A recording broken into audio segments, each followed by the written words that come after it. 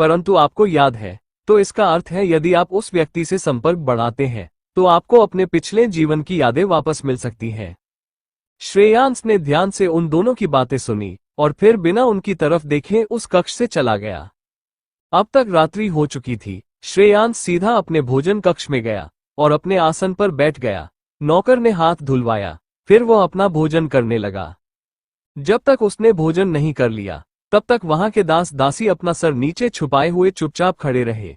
उनके माथे से पसीने की बूंदें टपक रही थी कि कहीं उनसे फिर कोई गलती ना हो गई हो। परंतु श्रेयांश का भोजन करते समय ध्यान ही कहीं और था। वो खाते हुए श्रेया के बारे में सोच रहा था। जब उसने उसे सिर्फ सफेद रंग के तौलिए में देखा था, उसके साथ ऐसा पहली दफा हुआ था।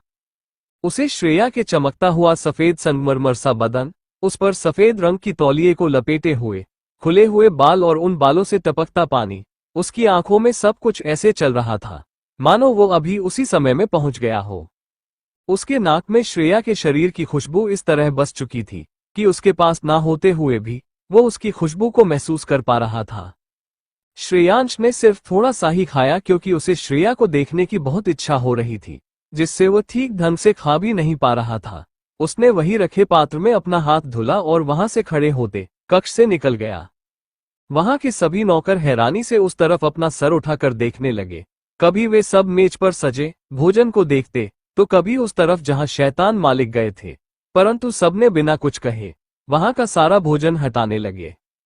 श्रेयांश के चेहरे पर कोई भाव नहीं थे। वहां से निकलने के पश्चात वो तुरंत ही अदृश्य हो गया। श्रेया के कक्ष में बिल्कुल अंधेरा था। उस बड़ी सी खिड़की से चांद की रोशनी पूरे कक्ष को प्रकाशित कर रही थी। श्रेया वही आईने के पास में ही लेटी हुई थी। उसे अब तक होश नहीं आया था। चांद की रोशनी में उसका चेहरा साफ साफ दिखाई दे रहा था। उसके कक्ष में फूल बिखरे हुए थे और वो उन फूलों पर ही अपने सर को अपने हाथ पर रख कर लेटी हुई थी। श्रेयांश उसके कक्ष में प्रकट हुआ। उसने अपनी नजरें घुमाकर कक्ष में चारों तरफ देखा, जहां सिर्फ अंधेरा ही अंधेरा था। फिर उसने चांद की रोशनी का पीछा किया तो वहां पर उसे श्रेया जमीन पर लेटी हुई दिखाई दी। उसके हाथों के घाव उसी प्रकार थे, बस उसमें से खून निकलना बंद हो चुका था। उसके चेहरे पर आंसुओं के निशान बन गए थे, उसकी आंख से होते हुए नाक तक और नाक से होते हुए जमीन तक। श्रेयांश ने जब उसे इस तरह देखा तो उसे एक बहुत ही अलग तरीके का भाव महसूस हुआ और उसकी आंखें थोड़ी सी नम हो गई। उसने अपनी एक चुटकी बजाई और कक्ष में उजाला हो गया। कक्ष के सारे दिए जल गए। श्रेयांश उसकी तरफ अपने कदम बढ़ाने लगा। थोड़ी रोशनी पाकर श्रेया की आंखों की पुतलियां हिलने लगी और उसके माथे से पसीना गिरने लगा। वो नींद में ही करवट बदलकर सीधा लेट गई। उसके आंखों की भौहें सिकुड़ गई। उसने अपनी दोनों मुट्ठियों से अपने कपड़ों को पकड़ लिया और उसकी आंखों से आंसू बहने लगे। वो अपना सिर इधर उधर हिलाने लगी। वो अपने पैर जमीन में रगड़ने लगी। उसके गले की नसें तन गई। उसकी आंखों से लगातार आंसू बह रहे थे। अपने मुंह से कुछ बड़बड़ा रही थी, परंतु कुछ साफ साफ सुनाई नहीं दे रहा था। श्रेयांश उसे ऐसे देखकर थोड़ी परेशानी से उसकी तरफ आगे बढ़ा। फिर श्रेया वैसे ही अपनी एड़ियां रगड़ते हुए जोर से कहने लगी, माँ माँ मेरे पास भी मत आना। उसकी बात सुनकर श्रेयांश के कदम वहीं रुक गए। श्रेया अपनी आंखें बंद किए हुए ही वैसे छटपटाते हुए कह रही थी, द देखो मेरे पास भी मत आना। नहीं नहीं, मैंने कुछ भी नहीं किया, सब झूठ है, मैं वह नहीं हूं।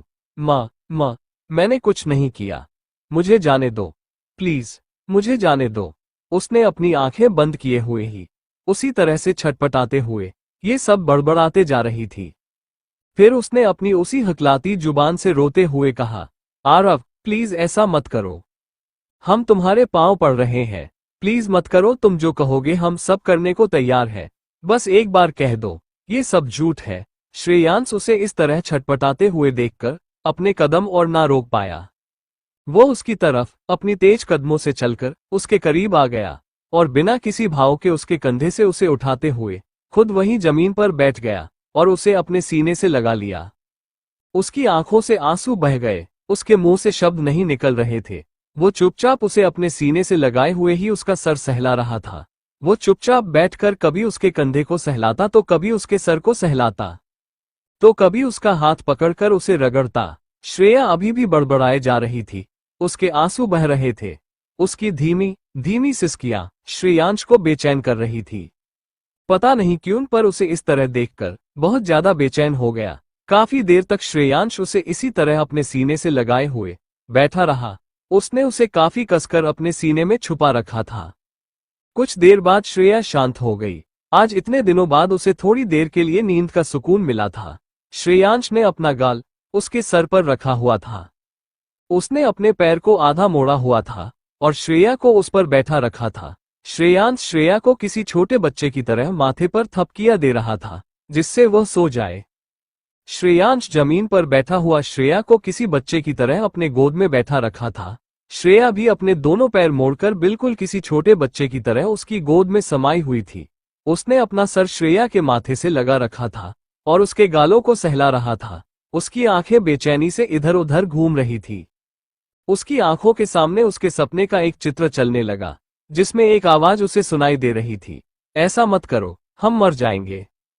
फिर थोड़ा रुकते हुए, आई हेट यू आरव। जब श्रेया पूरी तरीके से शांत हो गई तो श्रेयांश उसे वहां से उठाकर बिस्तर पर ले गया और अच्छे से लिटा दिया और उसके ऊपर चादर डाल दिया। श्रेया बिस्तर पर सुकून से अपनी आंखें बंद करके सो रही थी, पर उसके चेहरे पर दर्द अभी भी दिख रहा था।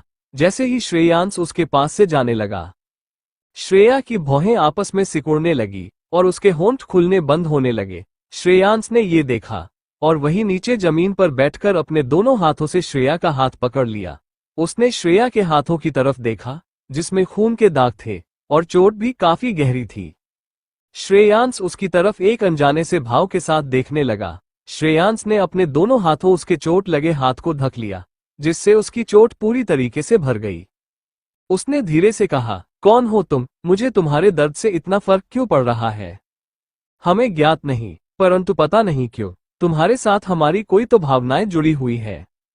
फिर उसने अपने मन में कहा, मैं तो हर किसी को दर्द देकर तड़पाता हूं, लेकिन मुझे नहीं पता था कि दर्द किस प्रकार का होता है। फिर श्रेया की तरफ थोड़ी सवालिया नजरों से देखा और कहा, क्या सच में दर्द इस तरह से होता है? क्योंकि हमें तो कोई भी भावनाएं महसूस ही नहीं होती। हमें चाहे जितनी भी चोट लग जाए पर हमें दर्द नहीं होता। पर आज सिर्फ तुम्हें ऐसे देखकर ही हमारे सीने में पता नहीं क्यों पर कुछ तो चुभ रहा है। फिर वो उसके दोनों हाथों को पकड़कर अपने गालों से लगा लेता है। थोड़ी देर तक श्रेया को ऐसे ही निहारने के बाद उसका हाथ बिस्तर पर धीरे से रखकर वहां से तुरंत अदृश्य हो जाता है। श्रेया इतने दिनों बाद थोड़ी सी सुकून की नींद सो रही थी। इन दिनों उसने खाना पीना ही छोड़ दिया और नींद तो उसे आती ही नहीं थी, पर आज उसे नींद आ गई थी और वह आराम से अपने बिस्तर पर सो रही थी। श्रेयांश ने जाते जाते ही कक्ष के सारे उजाले के स्रोत बंद कर दिए थे। सिर्फ चांद की रोशनी श्रेया के चेहरे पर पड़ रही थी। थोड़ी देर में चांद ने भी अपनी रोशनी मध्यम कर ली और श्रेया के सुकून भरे चेहरे को सोने दिया। श्रेयांश वहां से अदृश्य होकर सीधा अपने कक्ष में पहुंचता है।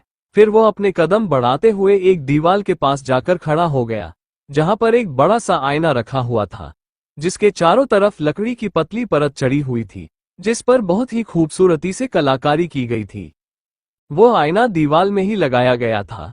श्रेयांश वहां पहुंचकर अपने एक हाथ को हवा में लहराता है, जिससे वो दीवार आईने के साथ ही घूम जाता है और एक खुफिया रास्ता बन जाता है। श्रेयांश में बिना किसी भाव के अपना हाथ बांधे हुए उसमें प्रवेश कर जाता है और वो द्वार अपने आप ही बंद हो जाता है। श्रेयांश वहां से लगभग 10 से 20 कदम चलने के बाद एक जगह पर खड़ा हो जाता है। वो कक्ष पूरी तरह से अंधेरे में डूबा हुआ था। श्रेयांश ने अपनी एक चुटकी बजाई, जिससे वो कक्ष एक सफेद रंग की रोशनी से प्रकाशित हो गया। वो कक्ष अत्यंत ही आलीशान लग रहा था, जिसमें आधुनिक युग के कुछ कलाकारी की गई थी। वहां की दीवारें सफेद रंग की थी और कक्ष में आधुनिक युग की तरह ही बहुत सारी वस्तुएं रखी हुई थी। कांच की मेज सलीके से सजाकर बड़ी सी खिड़की के सामने रखा हुआ था, जहां से चांद का खूबसूरत नजारा देखा जा सकता था। उसके दोनों तरफ गद्देदार कुर्सियां रखी हुई थी। कक्ष के बीचों बीच एक बड़ा सा बेड, जिस पर सफेद रंग की चादर बिछी हुई थी। उसके दोनों तरफ छोटे छोटे मेज रखे हुए थे और आधुनिक युग की तरह ही एक तरफ की दीवार के अंदर ही बनाई गई एक अलमारी और दूसरी तरफ की दीवार पर कई सारी तस्वीरें। वो तस्वीरें एक तरफ की पूरी दीवार पर टंगी हुई थी। उन सभी तस्वीरों पर लाल रंग के कपड़े ढके हुए थे। वहीं पर चित्रकारी करने का सामान भी रखा हुआ था और 2 लकड़ी के बने हुए स्टैंड रखे हुए थे, जिस पर रखकर कलाकारी की जाती है। और बेड की सिधाई पर ही एक बड़ा सा सोफा भी रखा हुआ था, जो बिल्कुल सफेद रंग का था, जिसके ऊपर 2 सफेद रंग के पत्थर जुड़े हुए थे, जो प्रकाश में बहुत ही ज्यादा चमक रहे थे। उस कक्ष को कुछ इस तरह से बनाया गया था, जिसको ना ही कोई बाहर से देख सकता था और ना ही श्रेयांश के कक्ष में प्रवेश करने के बाद कक्ष काफी बड़ा था, जिसे स्वयं श्रेयांश द्वारा निर्मित किया गया था। उसके लिए ये सब कोई कठिन कार्य नहीं था। जैसे ही उसके मस्तिष्क में उसके स्वप्न से संबंधित कोई भी वस्तुएं दिखाई देती, तो वो तुरंत ही अपनी शक्तियों और कुछ धातुओं का उपयोग उन सब चीजों का निर्माण कर लेता। श्रेयांश सीधा जाकर उस बड़े से सोफे पर बैठ गया और अपनी नजरें घुमाकर चारों तरफ उस कक्ष को देखने लगा। उसकी नजर उन तस्वीरों पर जा अटकी, जो लाल रंग के कपड़े से ढका हुआ था। श्रेयांश खड़ा हुआ और उन तस्वीरों के पास जाकर उन कपड़ों को हटा दिया। कपड़ा हटाते ही उन तस्वीरों में कई आंखें दिखाई देने लगी, जो बहुत ही खूबसूरत तरीके से बनाई गई थी। हर एक तस्वीर में 2 जोड़ी आंखें बनाई गई थी, जो बिल्कुल एक जैसी लग रही थी, परंतु उन आंखों में कई तरह भावों को दर्शाया गया था। उन आंखों को देखकर ऐसा प्रतीत हो रहा था जैसे कोई अपने हृदय के भावनाओं को बड़ी ही खूबसूरती से उन आंखों में उतारकर बिना बोले ही बातें कर रही हो। वहां पर लगभग 5 तस्वीरें टंगी हुई थी। वहां की हर एक तस्वीर में 2 जोड़ी बड़ी बड़ी और खूबसूरत आंखें बनाई गई थी, जिनमें से एक में गुस्सा, एंग्री, एक की आंखों में मासूमियत और प्यार की सी फेस, एक में आंसू, एक में दर्द फ्यू, तो एक में खुशी की चमक, ओपन माउथ स्माइल। उन आंखों को बहुत ही खूबसूरती से बनाया गया था। उन बड़ी बड़ी आंखों में किसी की भावनाएं झलक रही थी। वह आंखें इतनी प्यारी और मासूम सी दिखाई दे रही थी, जैसे कि सारी दुनिया का प्यार और सारी दुनिया का भोलापन उन खूबसूरत सी आंखों में ही समाया हो। श्रेयांश वहां पर खड़े होकर एक एक चित्र को बड़े ही ध्यान से देख रहा था। सबसे पहली बहुत गुस्से भरी आंखें, जो उसे चेतावनी दिखाई दे रही थी। दूसरी वो मासूम और प्यार भरी आंखें, मासूमियत ऐसी कि किसी को भी पिघला दे और प्यार ऐसा कि दुनिया भर में बांटा जा सके। तीसरी दर्द से भरी आंखें, ऐसा दर्द जो होठों से ना बया हो। चौथी विनती करती हुई आंसुओं से भरी आंखें और पांचवी नफरत भरी आंखें, जिसमें पूरी दुनिया को अपनी नफरत से खत्म करने का जुनून। श्रेयांश उन आंखों को बिना किसी भाव के देखे जा रहा था। सभी आंखें एक जैसी ही थी, परंतु उनके भाव बहुत अलग अलग थे। श्रेयांश ने उन सभी तस्वीरों को स्वयं अपने हाथों से बनाया था। शायद किसी को ज्ञात ना हो, परंतु चित्रकारी उसे अत्यंत प्रिय थी। श्रेयांश वहां सोफे पर जाकर बैठ गया और उन सभी चित्रकारी को ध्यान से देखने लगा। उन सभी आंखों को एकटक देखने लगा। उसकी नजर उन प्यार भरी आंखों पर जाकर टिक गई। उसने बाकी की चारों तस्वीरों को अपने एक हाथ के इशारे से उन लाल कपड़ों से वापस ढक दिया। श्रेयांश उन प्यार भरी नजरों को एकटक देखने लगा। उसके चेहरे पर कोई भाव नहीं थे। उसकी आंखें लगातार उन आंखों को निहारे जा रही थी। उन आंखों को देखते देखते उसे ना जाने कब नींद आ गई और वो गहरी नींद में चला गया। अभी उसे सोए थोड़ा समय ही हुआ था कि उसके मस्तिष्क में कुछ आवाजें आने लगी। आरव, आरव, आरव। वो आवाजें उसे काफी दूर से सुनाई दे रही थी। उस आवाज को सुनकर ही पता लगाया जा सकता था कि कोई इस नाम को बड़े ही प्यार से बुला रहा है। फिर वह आवाज और पास आने लगती है। आरव, तुम इतनी दूर क्यों खड़े हो? जल्दी इधर आओ, मुझे तुम्हें गले लगाना है। उसे कुछ धुंधली सी आकृति दिखाई दे रही थी, जिसमें कोई दुबला पतला शरीर अपनी बाहें फैलाए खड़ा था और उसे अपनी तरफ आने का इशारा कर रहा था। फिर वह आकृति एक जिद्दी बच्चे की तरह अपने पैर पटकते हुए कहती है, जल्दी आओ, जल्दी, मुझे तुमको गले लगाना है, पास आओ ना। फिर वह आवाज थोड़ी निराशा से, तुम नहीं आओगे, और धीरे धीरे उसके हाथ नीचे होने लगते हैं।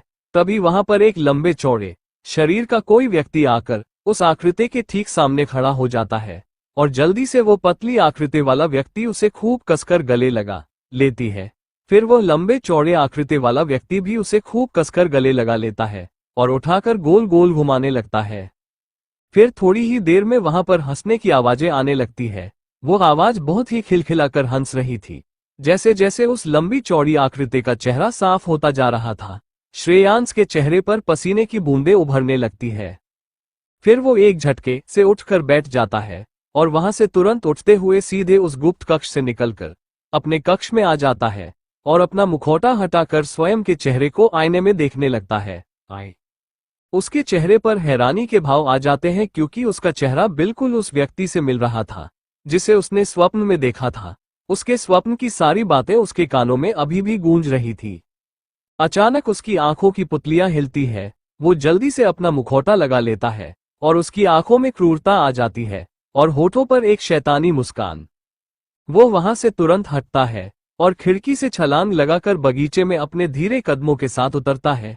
फिर बगीचे से दोबारा छलांग लगाकर पेड़ से छलांग लगाकर सीधा आनंद भवन के सबसे ऊपरी हिस्से पर आकर खड़ा हो जाता है। वहां कुछ काले कपड़े पहने हुए लोग दूसरी तरफ मुंह करके नीचे की ओर देख रहे थे। उनका चेहरा काले कपड़े के नकाब से ढका हुआ था। श्रेयांश उनके पीछे चुपचाप अपना हाथ बंधे हुए खड़ा था। जब उन सभी नकाबपोशों को अपने पीछे कुछ आभास हुआ तो वे सभी डर से कांप उठते हैं और धीरे से पीछे मुड़कर देखते हैं। जब वे अपने सामने खड़े व्यक्ति को देखते हैं तो उनके हाथ पैर ठंडे हो जाते हैं। वो सभी डरते हुए एक साथ कहते हैं, शैतान मालिक। उन नकाबपोशों के हाथों से तलवार छूटकर नीचे गिर जाती है। वहां पर लगभग 5 से 10 नकाबपोश मौजूद थे। वे सभी शैतान मालिक को वहां देखकर डर से कांपने लगे और एक दूसरे का मुंह देखने लगे। उनमें से एक ने अपना सर नामे हिलाया। फिर सबने एक साथ शैतान मालिक की तरफ देखा और अपने कदम पीछे लेने लगे। श्रेयांश ने शांत मगर अपनी कठोर आवाज में कहा, तुम सब यहाँ क्यों और किसके लिए आए हो? उसकी आवाज सुनकर वहां पर खड़े नकाबपोशों की रूह तक कांप गई। उनमें से एक ने डरते हुए कहा, मालिक, वो नई लड़की जो आनंद भवन में है उसे मारने के लिए आए थे। हमें उसकी हत्या करने का आदेश मिला है। उसने जैसे ही ये कहा अचानक से उन सब के आसपास की हवाएं सर्द हो गई और माहौल एकदम ठंडा हो गया। हवाएं तेजी से चलने लगी। सबने जब वातावरण में यह बदलाव देखा तो सब के सब डरते हुए अपने कदम पीछे लेने लगे। इतना सुनते ही श्रेयांश की आंखें गुस्से में लाल हो गई। शैतान मालिक को इस तरह गुस्से में देखकर उन सभी को और कुछ नहीं सूझा तो उन सब ने वहीं से छलांग लगा दी और नीचे गिरने लगे। उन सब बिना वक्त गंवाए ही इतनी ऊंचाई से छलांग लगा दी थी। उन सबको वहां से कूदने में इतना डर नहीं लगा जितना कि शैतान मालिक के सामने होने से लग रहा था। श्रेयांश ने उन सबको छलांग लगाते देखा तो उसका क्रोध और बढ़ गया।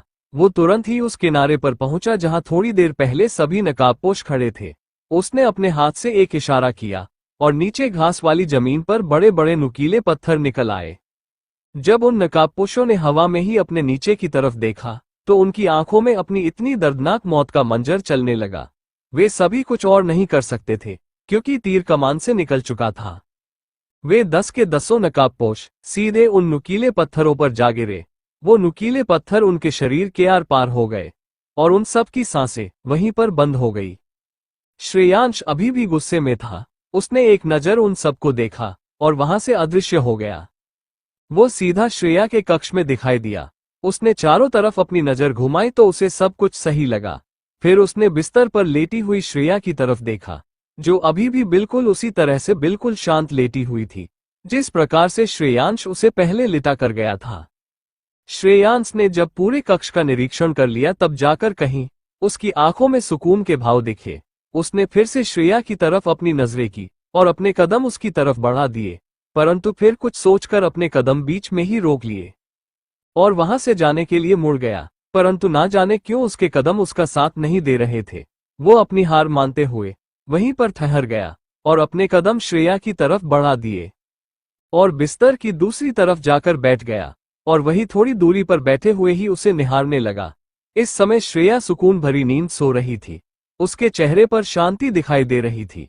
उसके चेहरे पर ना ही कोई डर और ना ही कोई कामगम दिखाई दे रहा था। सब कुछ भूलकर वो गहरी नींद में सो रही थी। श्रेयांश के हाथ अपने आप उठते हुए उसके सर पर चले गए और उसका सर सहलाने लगे। उसके ऐसा करते ही श्रेया के चेहरे पर छोटी सी मुस्कान आ गई जिसे श्रेयांश ने भी देखा। उसकी उस छोटी सी मुस्कान को देखकर श्रेयांश की आंखों में चमक आ गई। वो उसके चेहरे की मुस्कान को देखने के लिए उसके और करीब हो गया। उसने अपने दोनों पैर बिस्तर पर कर लिए। एक हाथ से उसके सर को सहलाते हुए ही दूसरे हाथ की कोहनी को बिस्तर पर रखकर अपने सर को अपने हाथ पर टिका लिया और उसके चेहरे की उस छोटी सी मुस्कान को गौर से देखने लगा। फिर उसके हाथ धीरे धीरे उसका सर सहलाते हुए उसके गालों तक पहुंच गया और अपने अंगूठे से उसके दाहिने गाल को बड़े ही प्यार से सहलाने लगा। कभी वह उसकी बंद आंखों को अपने अंगूठे से सहलाता, तो कभी उसकी मोटी मोटी पलकों पर अपनी उंगलियां चलाता जैसे उन्हें गिनने की कोशिश कर रहा हो, कभी उसके गालों को, तो कभी उस छोटी सी मुस्कान वाले होठों पर अपना अंगूठा चलाता। उसके ऐसा करने पर श्रेया की चेहरे की मुस्कान और बढ़ गई, जिसे देखकर श्रेयांश के चेहरे पर छोटी सी ही सही परंतु मुस्कान जरूर आई। श्रेया ने नींद में ही धीमी आवाज में कहा, आरव। श्रेया ने जैसे ही यह शब्द का कहा, श्रेयांश के चेहरे की मुस्कान गायब हो गई। श्रेयांश उसके चेहरे से अपना हाथ हटाने लगा। जैसे ही श्रेयांश ने अपना हाथ हटाया, श्रेया ने वापस उसका हाथ पकड़ लिया और नींद में ही आधी करवट लेकर अपना शरीर उसके पूरे शरीर को से चिपका लिया और अपना गाल उसके गाल पर रख दिया। जैसे ही उसने उसके गालों पर अपने गाल रखे, श्रेया को अपने गालों पर कुछ चुभा, परंतु फिर भी उसकी नींद नहीं टूटी। उसने नींद में ही अपने एक हाथ को उस चुभती हुई चीज को खोजते हुए उसे निकालकर अलग कर दिया और फिर सुकून से उसके गालों पर अपने गाल रखकर और अपने दोनों हाथ को उसके गले में लपेटकर सो गई। श्रेयांश को उसके इस हरकत की बिल्कुल भी उम्मीद नहीं थी, जिससे श्रेयांश एक ही जगह पर स्तब्ध लेटा रहा। उसकी आंखें अचेतन रूप से फैल गई। श्रेया के बाल उसके चेहरे को ढक रहे थे, जिससे उसके भाव दिखाई नहीं दे रहे थे। वो अभी भी बिल्कुल स्तब्ध होकर किसी मूर्ति की तरह उसी अवस्था में लेटा हुआ था। उसका एक हाथ श्रेया के गालों पर तो दूसरा उसके नीचे। उन दोनों के शरीर एक दूसरे से इस कदर चिपके हुए थे जैसे दोनों का शरीर एक ही हो। श्रेया ने अपने एक पैर उसके कमर पर चढ़ा रखे थे। श्रेयांश काफी लंबा था, जिससे श्रेया सिर्फ उसके आधे शरीर में ही पूरी तरह से सिमट गई। फिर श्रेयांश ने बिना हिले ही अपने हाथों से श्रेया के बाल अपने चेहरे से हटाया। उसके चेहरे पर कुछ अजीब ही भाव थे। उसकी हृदय की गति बहुत तेज हो गई। उसकी सांसें बहुत तेज चल रही थी, पर वो जबरदस्ती अपनी सांसों को बहुत धीमी गति से ले रहा था, जिससे श्रेया की नींद ना खराब हो। आज पहली बार श्रेयांश के चेहरे पर शांति और सुकून दिखाई दे रहा था, जो उसने अपने 27 वर्षों की आयु में शायद ही कभी महसूस किया हो। उसके अंदर एक अत्यंत ही खुशी की भावना उत्पन्न हो रही थी, जिसे वो खुद समझने में असमर्थ था। फिर श्रेया नींद में ही बड़बड़ाए, आरव, हमें कभी अकेला मत छोड़ देना, और अपने गाल उसके गालों पर रगड़ने लगी। उसकी आंखों से एक बूंद आंसू निकलकर श्रेयांश के गालों पर गिर गए, जिसे श्रेयांश ने महसूस तो किया परंतु वो अपने स्थान से हिल ना सका। श्रेया का उसके चेहरे पर अपने मुलायम गालों को रगड़ना ही श्रेयांश के शरीर के रोंगटे खड़े करने के लिए काफी था। उसे बहुत ज्यादा बेचैनी होने लगी। बहुत देर तक अपने आप को ऐसे ही संभालने के बाद श्रेयांश ने अपनी आंखें बंद की और एक गहरी सांस छोड़ी। फिर जैसे ही उसने हिलने की कोशिश की, श्रेया ने उसे और कसकर पकड़ लिया और श्रेया श्रेयांश से और भी ज्यादा चिपक गई। उसे देखकर ऐसा लग रहा था जैसे कि वो उसके शरीर में ही अपने आप को छुपाना चाहती हो। इस समय श्रेया के चेहरे पर एक सुकून भरी मुस्कान थी। श्रेयांश अब अपने शरीर को और नहीं रोक पा रहा था। उसके शरीर के निचले भाग में हलचल होने लगी, जिसके कारण उसे स्वयं पर ही क्रोध आने लगा। उसने अपनी मुट्ठियां कस ली और अपनी आंखों को कसकर बंद किया और थोड़ी देर बाद फिर से खोला। अब उसकी आंखें थोड़ी शांत थी, परंतु पूरी तरह से नहीं। फिर उसने अपनी नजरें तिरछी करते हुए बिना हिले अपने ऊपर लेटी हुई श्रेया को देखने का प्रयत्न किया, परंतु वो असफल रहा, क्योंकि उसे श्रेया का सिर्फ बाल ही दिखा। श्रेया उससे इस कदर लिपटी हुई थी कि श्रेयांश उसे बिना अपना सर घुमाए देख ही नहीं सकता था। फिर धीरे से उसने अपनी भुजाएं खोली और श्रेया को अपनी उन लंबी चौड़ी भुजाओं में भर लिया। उसके चेहरे पर तो कोई भाव नहीं थे, परंतु उसकी आंखों में एक अलग सी खुशी की चमक थी। फिर उसने भी अपनी आंखें बंद कर ली और एक सुकून भरी सांस ली और धीरे धीरे वह भी नींद की आगोश में चला गया।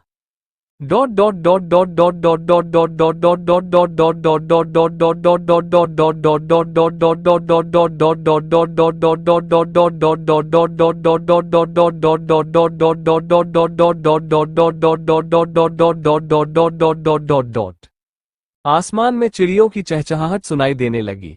उस सुकून भरी रात्रि का अंत हो चुका था। सूरज आसमान में दस्तक दे रहा था।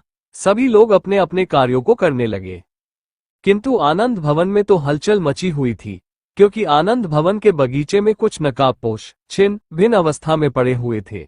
आनंद भवन की औरतें इस मंजर को देखते ही अपने होश खो बैठी। उनके पैर कांपने लगे और सभी इधर उधर भागने लगी। आनंद भवन में शोर काफी बढ़ गया, जिससे श्रेया नींद में ही कसमसाई। आज उसके अतीत का साया उसके सपनों पर हावी न हो पाया, जिससे उसकी सुबह मुस्कुराते हुए हुई। आज उसके चेहरे पर एक अलग ही मुस्कान थी, जैसे कि वो अपने सभी गमों को बुलाकर पहली नींद में जागी हो। वो बिस्तर पर लेटी हुई थी, उसके चेहरे पर एक प्यारी सी मुस्कान, आंखों में चमक और एक खिलखिलाता हुआ चेहरा उजागर हो रहा था। परंतु उसके चेहरे की खिलखिलाहट और मुस्कान ज्यादा देर तक ना टिक पाए। थोड़ी ही देर में उसकी मुस्कान गायब होने लगी और आंखों में चमक की जगह दर्द और आंसुओं ने ले ली। उसकी आंखों से आंसू बह निकले। जब उसे थोड़ा होश आया, उसने खुद को बिस्तर पर पाया और स्वयं के ऊपर कुछ भार महसूस हुआ। तो वो घबराकर अपने आसपास देखने लगी, किंतु उससे कुछ भी दिखाई नहीं दिया। श्रेया को ऐसा प्रतीत हो रहा था जैसे कोई उसके बगल में लेटा हो और अपने शरीर का आधा भार उसके ऊपर डाल रखा हो। ये पहली दफा था जब श्रेयांश इतनी गहरी नींद में सो रहा हो। श्रेया ने हिलने की कोशिश की, परंतु फिर भी वह अपने आप को 1 इंच भी ना हिला सकी। उसकी आंखों में डर साफ साफ दिखने लगा, क्योंकि उसकी गर्दन पर किसी की गर्म सांसें महसूस हो रही थी। श्रेया का चेहरा डर से पीला पड़ गया। वो उसी तरह बिस्तर पर लेटे लेटे ही छटपटाने लगी और अपने हाथ उठाकर हवा में ही किसी को धकेलने की कोशिश करने लगी। श्रेयांश की आंखें के धीरे धीरे खुलने लगी। उसने एक बार स्वयं को देखा, जो पेट के बल लेटा हुआ था। उसका आधा शरीर श्रेया के आधे शरीर के ऊपर था और एक हाथ उसकी वक्ष से होते हुए उसकी गर्दन से लपेटा हुआ था और उसका चेहरा श्रेया के चेहरे के बिल्कुल करीब था, जिसके कारण उसे श्रेया का डर से पीला पड़ा चेहरा साफ साफ दिख रहा था। श्रेयांश एक झटके से उठकर बिस्तर की दूसरी तरफ बैठ गया। वो थोड़ा शर्मिंदा था, परंतु उसकी शर्मिंदगी को कोई देख नहीं सकता था। जैसे ही श्रेया को अपने शरीर पर भार कम होता महसूस हुआ, वो एक झटके से बिस्तर पर से खिसक गई और बिस्तर से नीचे गिर गई। वो बहुत ज्यादा डरी हुई थी। उसके माथे से खून भी निकलने लगा, क्योंकि गिरने की वजह से उसका सर पास में रखे हुए बड़े गुलदस्ते से टकरा गया। अपनी चोट को नजरअंदाज कर श्रेया वैसे ही बैठे बैठे अपनी नजरें इधर उधर घुमाते हुए पूरे कक्ष को देखने लगी और खुद को घसीटते हुए पीछे करने लगी। श्रेयांश ने जब श्रेया को गिरते हुए देखा, तो वो बड़ी ही फुर्ती के साथ उसके पास आया। उसे बिस्तर से श्रेया पास आने में एक क्षण का भी वक्त नहीं लगा। श्रेयांश ने तुरंत ही उसकी बाजू पकड़ उसे खड़ा करना चाहा। श्रेया को जब अपने दोनों बाजुओं पर किसी की पकड़ महसूस हुई, तो वह और ज्यादा डर गई और अपने दोनों हाथों से उसकी पकड़ छुड़ाने के लिए हवा में ही अपनी दोनों बाजुओं पर वार करने लगी। श्रेयांश को उसकी यह हरकत देखकर थोड़ा क्रोध तो आया, परंतु उसने कुछ कहा नहीं और उसकी बाजुएं धीरे से छोड़ दी। श्रेया ने जैसे ही अपनी बाहों पर पकड़ ढीली पाए, तो वह वहां से तुरंत खड़ी हुई और पीछे की दीवार की तरफ अपनी पीठ करके अपने दोनों हाथ दीवार पर ही टिका दिए और उससे चिपक कर खड़ी हो गई और अपनी डरी और सहमी सी आंखों से इधर उधर देखने लगी।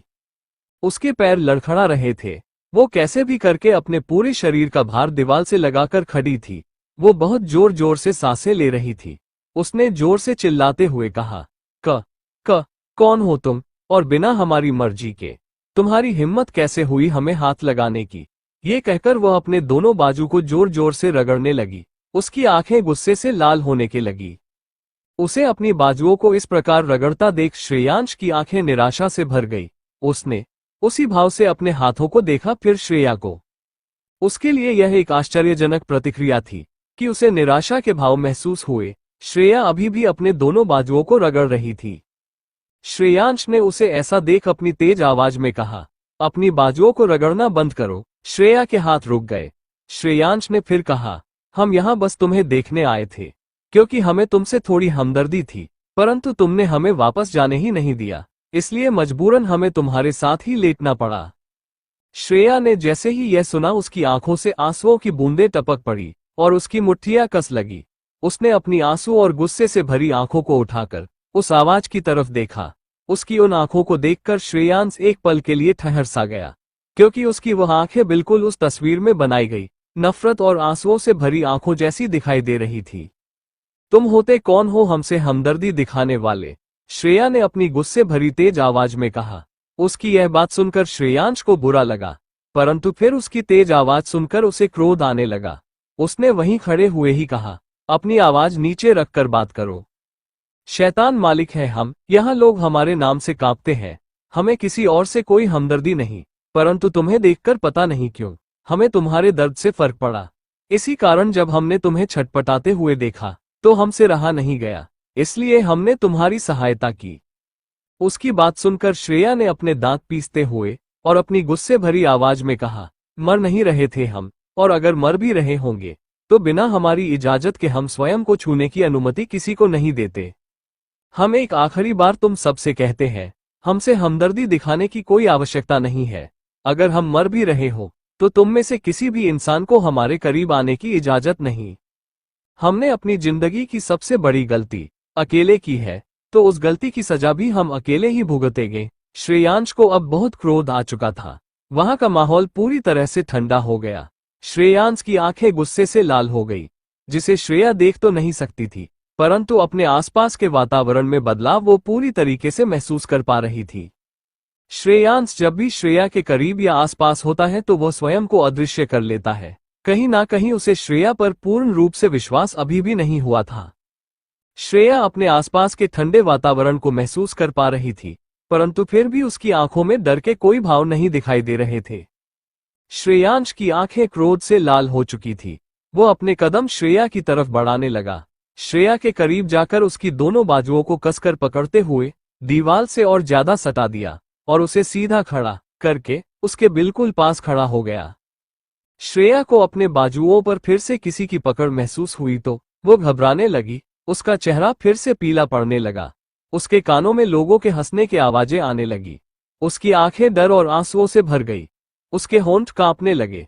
उसकी आंसुओं और डर से भरी आंखें इधर उधर देखने लगी।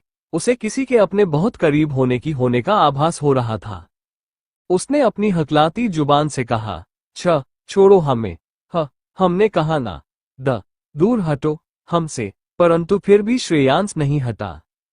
श्रेयांश ने श्रेया के डर भरे चेहरे को देखा और अपने आप को थोड़ा शांत करते हुए अपने दांत पीसते हुए कहा, हमारे धैर्य की सीमा को मत तोड़ो, क्योंकि तुम वो पहली इंसान हो जिसे हम इतनी देर से सुन रहे हैं और तेज आवाज बर्दाश्त कर रहे हैं। यदि हमें तुम्हारी आवश्यकता ना होती, हम अभी के अभी तुम्हारे प्राण ले लेते। परंतु श्रेया को तो जैसे कुछ सुनाई ही नहीं दे रहा था। उसके मस्तिष्क में लोगों के हंसने की आवाजें गूंज रही थीं। उसे लोगों के हाथ दिख रहे थे जो बार बार उसे पकड़ने की कोशिश कर रहे थे। श्रेया उनसे बचते हुए अपने दोनों हाथों से खुद को ढककर भीड़ में से निकलने की कोशिश कर रही थी। वो उन सब से गिड़गिड़ाते हुए कह रही थी, नहीं, मैं नहीं हूं, मैंने कुछ नहीं किया, मुझे जाने दो। आरव, बचाओ मुझे, माँ, मुझे यहां से निकालो। आरव, कहाँ हो तुम? प्लीज बचाओ मुझे। आरव।